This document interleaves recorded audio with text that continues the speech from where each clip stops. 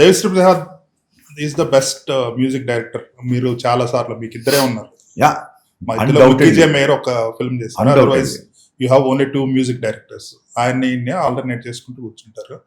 ఈ ఒక ఫిల్మ్ కి 2 డైరెక్టర్ని వాడటం మిక్కీ జే మేయర్ చేశారా గద్దలకొండకి బ్యాక్గ్రౌండ్ కూడా. అవును, ఈ first time. So first time మీరు ఒక మూవీకి ఇద్దరు మ్యూజిక్ స్టాల్ వార్డ్స్ దట్టు ప్రస్తుతం ఉన్న top seed music directors. So they are my friends కాబట్టి they agree to do this. Devi garu కానీ తమన్ కానీ ఇద్దరికి నేనంటే విపరీతమైన ఇష్టం కాబట్టి దేవి గారు ఒక టైం నేను చెప్పారు క్లియర్గా, ఈ టైంలో మీరు నాకు త్వరగా ఎడిట్ ఇచ్చేస్తే నేను చేయగలుగుతాను, కొన్ని కమిట్మెంట్స్ ఉన్నాయని క్లియర్గా చెప్పారు. అండ్ ప్రీపోన్ అయింది సినిమా. ఇప్పుడు నేను చెన్నైకి వెళ్ళి మళ్ళీ హైదరాబాద్ వచ్చి ఇక్కడ పనులు చూసుకొని కళ్యాణ్ హైదరాబాద్లో డబ్బింగ్ వచ్చేస్తున్నారు. లాట్ ఆఫ్ ఈక్వేషన్స్లో మ్యాచ్ అవ్వట్లేదు. అప్పుడు మనం ఆయన ఇబ్బంది పెట్టి ఈ టూ అండ్ ఫ్రో జర్నీలో లాట్ ఆఫ్ ఎయిర్పోర్ట్కి 1 అవర్ ముందు వెళ్ళాలి, 1 అవర్ జర్నీ చేయాలి, దిగిన తర్వాత 1 అవర్ వెళ్ళాలి, మళ్ళీ అక్కడ పని చేయాలి.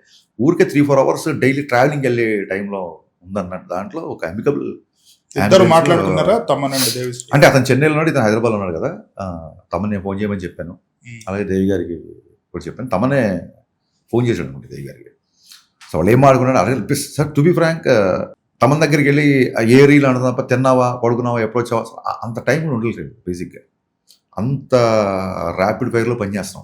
ఏం లేదు, ఈ డెసిషన్ కూడా మనం తీసుకున్న డెసిషన్ కాదు, ఇది ఆ టైం లైన్స్లో మ్యాచ్ అవ్వకుండా అలా వచ్చింది అంతే. దానికి నేను దేవిశ్రీ ప్రసాద్ గారికి థ్యాంక్స్ చెప్తాను, తమన్కి థ్యాంక్స్ చెప్తాను. తమన్ ఇంత ప్రెషర్లో ప్రీపోన్ చేస్తే కూడా సరే చేసేద్దాం అని చెప్పి తమన్ ఒప్పుకోవడం అనేది అసలు మామూలు విషయం కాదు.